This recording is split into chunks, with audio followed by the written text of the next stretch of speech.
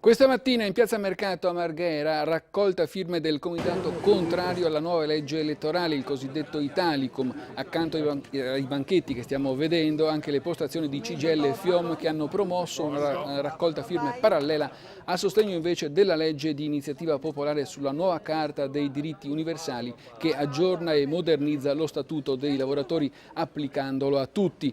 Era presente anche il leader dei metalmeccanici CGIL, Maurizio Landini. Ecco la sua dichiarazione, vediamo.